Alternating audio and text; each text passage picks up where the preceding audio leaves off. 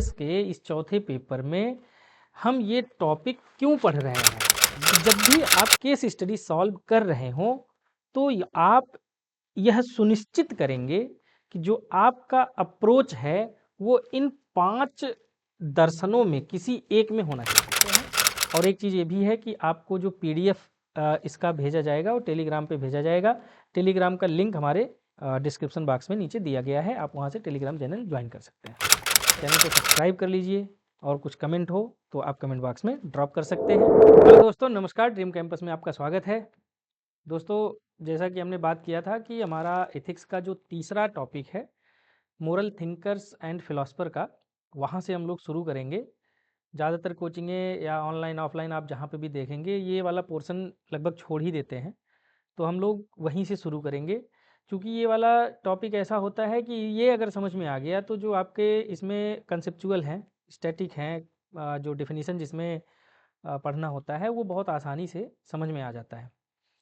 दूसरी बात ये है कि लेक्चर्स कुछ लोग कह रहे थे कि बहुत लेट हो रहा है, कंटिन्यूअस नहीं आ पा रहा है, रेगुलर नहीं आ पा रहा है।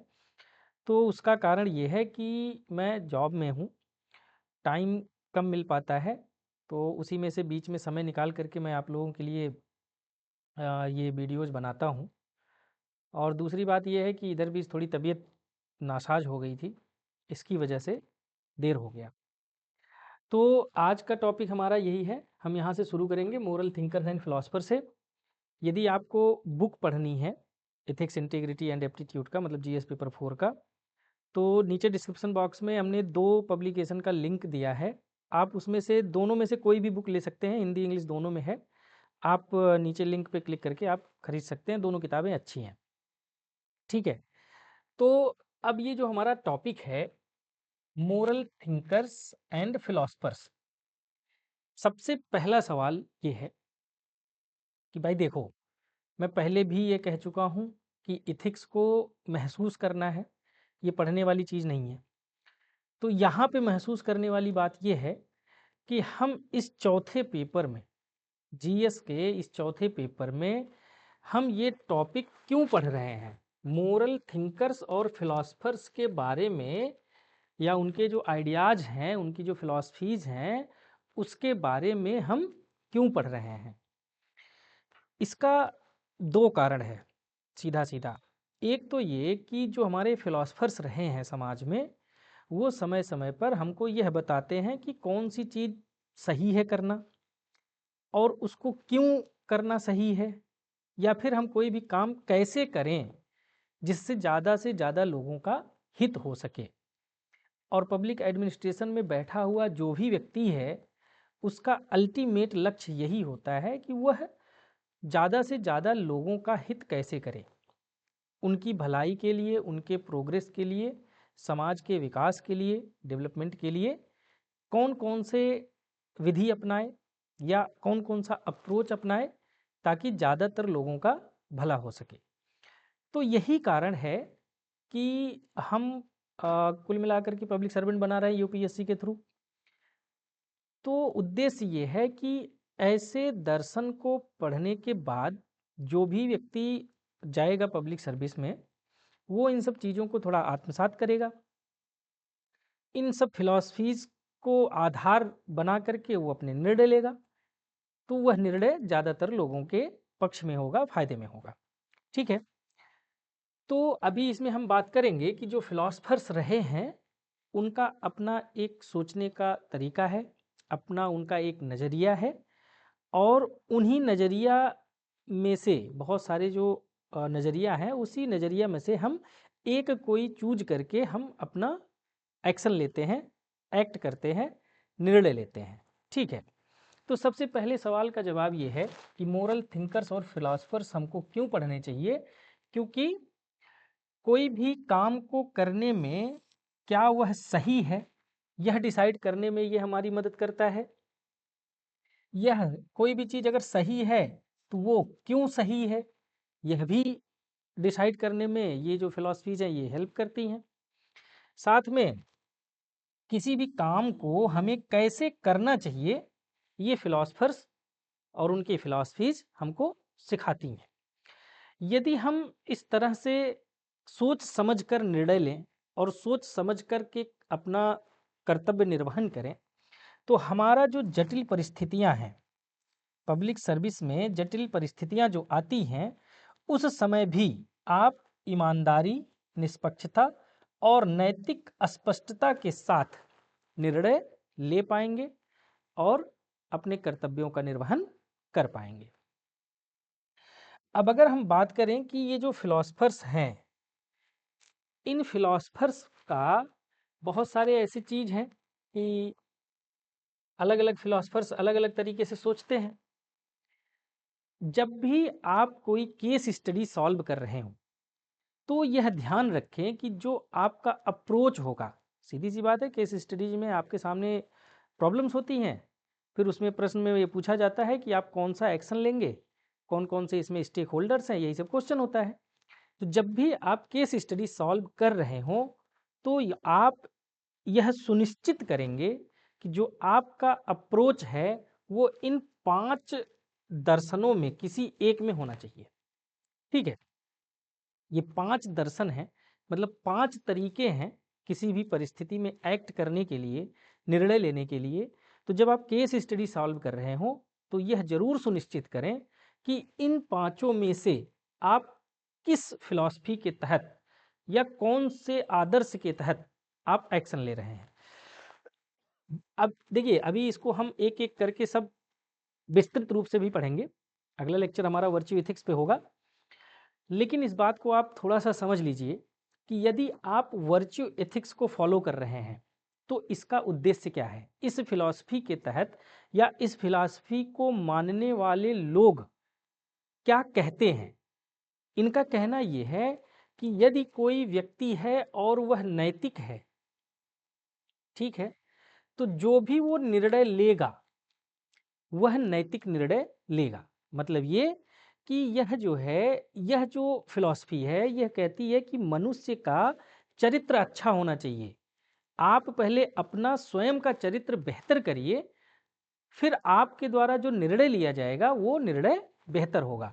और जो चरित्र का निर्माण है, इनके हिसाब से हैबिट के अकॉर्डिंग होती है। मतलब आप कोई चीज़ अगर आपको सीखना है तो आप उसको बार बार करिए, अपने हैबिट में ले आइए, और धीरे धीरे उसको जब आपके हैबिट में आ जाएगा तो आप बार बार वो काम करेंगे।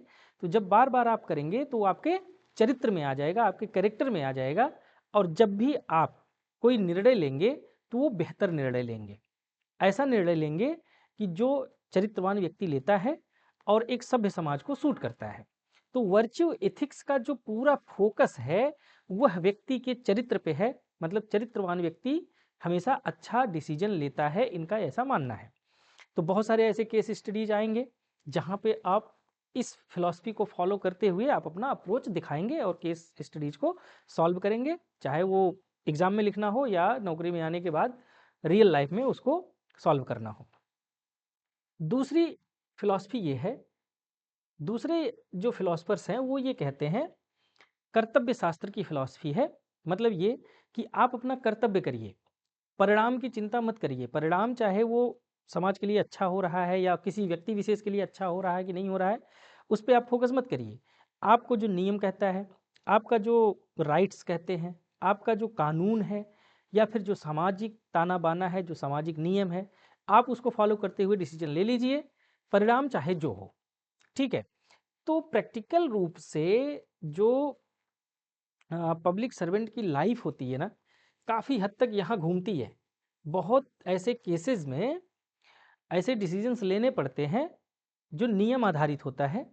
वर्च्यू इथिक्स या जो उपयोगितावाद का इथिक्स है या फिलॉसफी है, इसको थोड़ा सा दरकिनार करना पड़ जाता है, कभी कभी ऐसा होता है। तो जो पब्लिक सर्वेंट की लाइफ है उसमें ये वाला एंगल होता है, मतलब कि नियम कानून फॉलो करना है, परिणाम बाद में हम देखेंगे, और हमारे परिणाम का क्या प्रभाव होगा उसको हम बाद में देखेंगे। तो पहला अप्रोच तो आपका वर्च्यू एथिक्स हो गया कि एक चरित्रवान व्यक्ति हमेशा अच्छा डिसीजन लेता है जो समाज के लिए बेहतर होता है। दूसरा कर्तव्य शास्त्र है, मतलब ये कि नियम कानून को आप फॉलो करिए, आप किसी पद पे हैं तो जो नियम कानून कहता है उस हिसाब से आप काम करिए। तीसरा ये है कि आपका डिसीजन ऐसा होना चाहिए कि आपके डिसीजन से ज़्यादा लोगों का फायदा हो सके। इसको बोलते हैं उपयोगितावाद या यूटिलिटेरियनिज्म। ठीक है, इसमें ये है कि देखिए ये दोनों ना अक्सर मिक्स होते हैं कि कभी कभी आपको ऐसा डिसीजन लेना पड़ता है जहाँ पे आपका रूल, ठीक है, लॉ या फिर अन्य कोई सामाजिक कानून है, सोसाइटल, ठीक है, सोसाइटल लॉ है, आप उसको फॉलो करते हैं। और उस देखिए कोई भी नियम कानून जब बनाया जाता है तो यह इस बात का ध्यान में रखा जाता है कि ज़्यादा से ज़्यादा लोगों का उससे फायदा होगा। तो ये दोनों मिक्स होते हैं आपके पब्लिक लाइफ में, ज़्यादातर केसेस में ये दोनों मिक्स होते हैं। मतलब ये कि एक अप्रोच आपका केस स्टडी सॉल्व करते समय ये भी हो सकता है कि आप ऐसा निर्णय ले रहे हैं जिसमें अधिकतम लोगों का फायदा हो रहा है, कल्याण हो रहा है। अगला जो हमारा फिलॉसफी है या फिर अगला जो अप्रोच हो सकता है आपका, वो है अधिकार आधारित नैतिकता। मतलब ये कि आपको हर दशा में, हर सिचुएशन में जितने भी स्टेक होल्डर्स हैं वहाँ पे या जितने भी मानव प्रजातियाँ उसमें इन्वॉल्व हैं, सबके अधिकारों का ध्यान रखना है। मतलब किसी के अधिकारों का हनन नहीं करना है। आप ऐसा निर्णय लें जिससे सभी के अधिकारों की सुरक्षा की जा सके, किसी का अधिकार का हनन ना होने पाए। तो एक अप्रोच ये भी है। अगला ये है केयर इथिक्स। मतलब ये कि आप निर्णय लेते समय इस बात का ध्यान रखें कि समाज में जो एक दूसरे के साथ रिश्ते हैं या फिर समाज में जो एक दूसरे की देखभाल की जरूरत है, जो आप चाहते हैं कि हर कोई एक दूसरे के साथ खड़ा हो, अगर ऐसा अप्रोच आप ले रहे हैं तो ये अप्रोच कहा जाएगा आपका देखभाल वाली नैतिकता। मतलब ये कि समुदाय में रिश्तों, सहानुभूति और एक दूसरे से जुड़े जो कल्याण हैं उनका पोषण करना। कुल मिला के सर्वजन हिताय वाला यदि आप अप्रोच ले रहे हैं तो आपका ये केयर एथिक्स होगा। तो जब भी आप केस स्टडी सॉल्व करते हैं तो ये इन्हीं 5 अप्रोच में से कोई एक अप्रोच आपको अपनाना होता है। मैं बार बार ये कह रहा हूँ कि इस बात का ध्यान रखना है कि आपके आंसर में यह चीज़ दिखनी चाहिए कि आप किस अप्रोच के तहत किसी भी केस स्टडी को सॉल्व कर रहे हैं। ठीक है, इन ढांचों में महारत हासिल करना हमें आत्मविश्वास, नैतिक ज्ञान के साथ साथ जटिल नैतिक चुनौतियों का सामना करने में सक्षम बनाता है।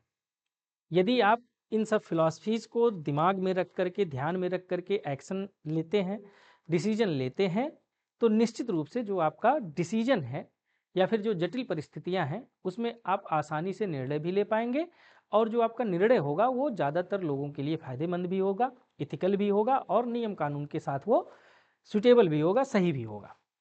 तो ये 5 अप्रोच हैं। तो अगले लेक्चर में हम एक एक करके सभी के बारे में पढ़ेंगे और सबके साथ साथ एक एक केस स्टडीज भी हम लोग सॉल्व करेंगे ताकि आपको यह बात समझ में आ जाए कि किस सिचुएशन में हमको कौन सा अप्रोच लेना है। ये पांचों खत्म होने के बाद जैसा कि हमने बात किया था, हम क्लासिफाई करेंगे, इंडियन मोरल थिंकर्स और फिलोसफर्स के बारे में पढ़ेंगे और उसके बाद इसमें एंशिएंट के जो थिंकर्स हैं, मिडिवल के जो हैं, मॉडर्न के जो हैं, इसके बारे में हम देखेंगे। और इसी तरह से हमारे जो मॉडर्न पश्चिमी नैतिक विचारक हैं इनके बारे में भी हम एंशिएंट और मिडिवल और मॉडर्न वेस्टर्न थिंकर्स के बारे में हम लोग पढ़ेंगे। तो फिलहाल अभी जो हमारा फोकस है वो ये रहेगा। अगली क्लास हमारी किस पे होगी? वर्च्यू इथिक्स पे होगी। तब तक के लिए आप ध्यान रखिए और अगर कोई सुझाव है तो वो हमको ज़रूर बताइए और कुछ अगर पॉइंट्स इसमें रह जाते हैं तो आप उसके बारे में भी हमको सजेस्ट कर सकते हैं। चैनल को सब्सक्राइब कर लीजिए और कुछ कमेंट हो तो आप कमेंट बॉक्स में ड्रॉप कर सकते हैं। और एक चीज़ ये भी है कि आपको जो PDF इसका भेजा जाएगा वो टेलीग्राम पे भेजा जाएगा। टेलीग्राम का लिंक हमारे डिस्क्रिप्शन बॉक्स में नीचे दिया गया है, आप वहाँ से टेलीग्राम चैनल ज्वाइन कर सकते हैं। Thank you so much.